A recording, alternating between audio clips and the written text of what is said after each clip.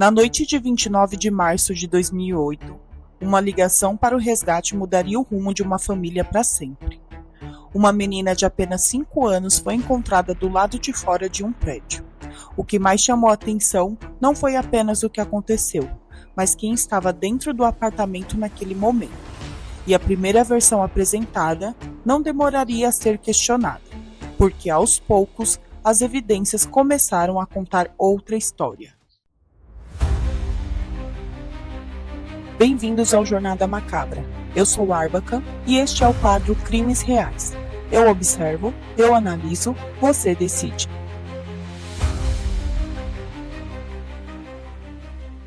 Isabela Nardoni tinha apenas 5 anos, filha de Ana Carolina Oliveira e Alexandre Nardoni.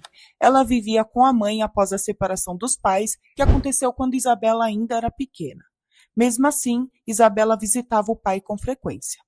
Alexandre havia se casado novamente com Ana Carolina Jatobá. Juntos, eles tiveram 2 filhos. Naquele fim de semana, Isabela estava passando alguns dias com o pai e a madrasta no apartamento da família, localizado no 6º andar de um prédio residencial em São Paulo. Era para ser apenas mais uma visita de rotina, mas aquela noite se tornaria inesquecível. Naquele sábado, a família saiu para ir ao mercado.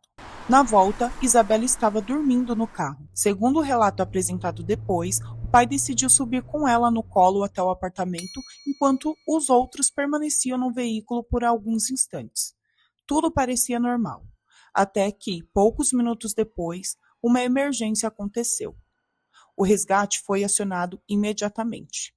E foi o próprio Alexandre Nardoni quem relatou que alguém poderia ter entrado no apartamento.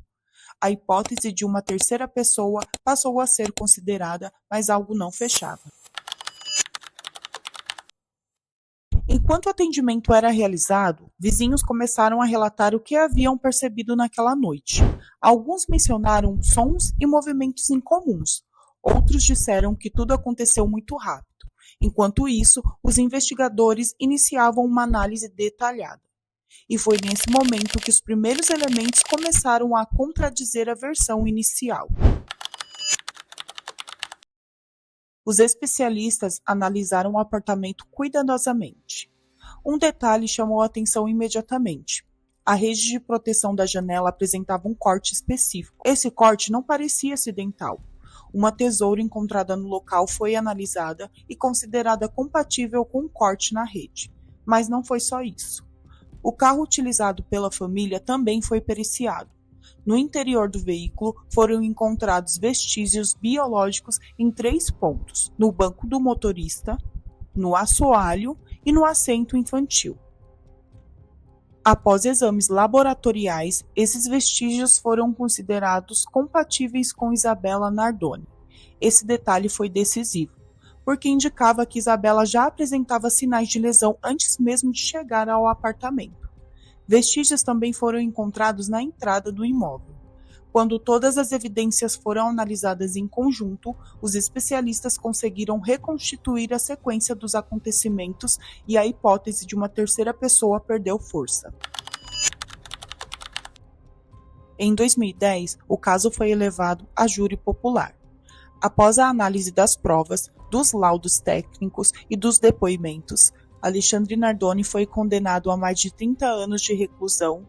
Ana Carolina Jatobá foi condenada a mais de 20 anos. A decisão foi baseada no conjunto das evidências técnicas apresentadas no processo.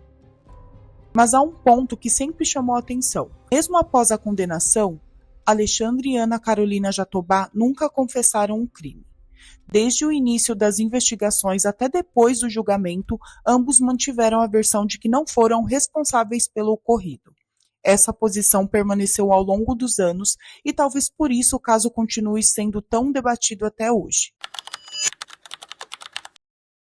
Com o passar dos anos, ambos progrediram de regime conforme previsto na legislação. Ana Carolina Jatobá passou ao regime aberto em 2023 e Alexandre Nardoni também obteve progressões legais. Essas decisões seguem os critérios estabelecidos pela justiça brasileira, mas uma revelação posterior voltaria a chamar a atenção. Anos após a condenação, uma funcionária do sistema prisional de São Paulo procurou o Ministério Público para relatar conversas que, segundo ela, teria tido com Ana Carolina Jatobá. As informações foram divulgadas em reportagem exibida pelo Fantástico da TV Globo e publicada pelo jornal O Globo. De acordo com a testemunha, Ana teria contado detalhes sobre aquela noite. Segundo o relato apresentado ao Ministério Público, antes de chegarem ao apartamento, a família teria ido ao supermercado. Ainda conforme essa versão, teria havido um momento de tensão durante o trajeto de volta. A funcionária afirmou que Ana relatou ter agredido Isabela dentro do carro e que não imaginava a gravidade da situação naquele momento. Ainda, segundo esse depoimento, ao perceber o que havia acontecido, Ana teria ligado para o sogro Antônio Nardoni.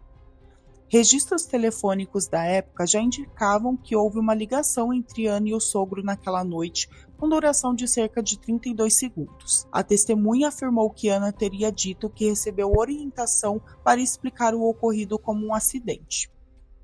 É importante destacar: essas informações vieram de um depoimento prestado anos após o julgamento. Na época da investigação original, as autoridades concluíram que a ligação registrada ocorreu após Isabela já ter sido encontrada do lado de fora do prédio.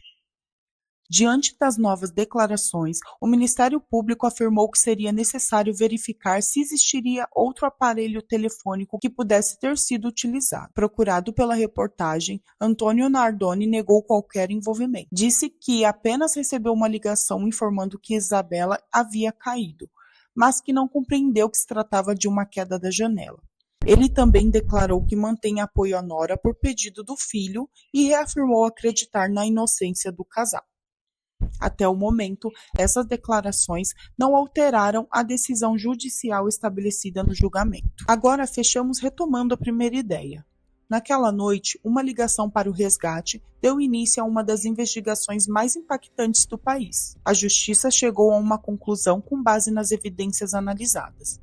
Mas mesmo após o julgamento, e mesmo depois de todos esses anos, Alexandre Nardoni e Ana Carolina Jatobá nunca confessaram o crime. E talvez seja por isso que aquela noite de março de 2008 ainda permaneça na memória coletiva, porque algumas histórias não terminam quando o julgamento acaba. Elas continuam ecoando. Se você quer acompanhar mais histórias de crimes reais, se inscreva no canal e me conta nos comentários. Você já conhecia todos esses detalhes?